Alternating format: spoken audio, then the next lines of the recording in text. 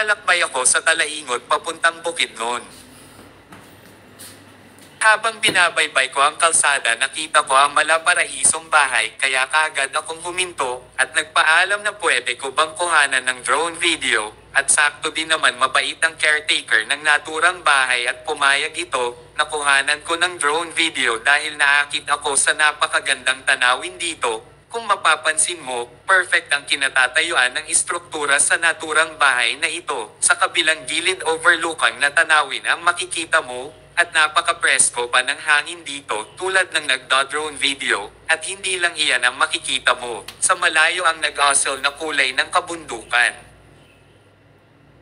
Talagang mamamangha ka sa ganda ng tanawin na ito. Kung titigan mo ang paligid, masasabi mo sa sarili mo na ayoko nang umuwi, at gugustuhin mo nang tumira dito. At hindi lang iyan, napansin ko, makikita mo rin sa kinatatayuan ng bahay ay perpekto ang kinalalagyan nito, dahil tuwing umaga sa pagsikat ng araw ay bubungad sa iyong mga mata ang preskong hangin na nagdadala ng preskong oxygen sa iyong ilong at papunta sa iyong kaugatan ng iyong katawan, habang iyong tinitingnan ang mga curve ng kabundukan dito.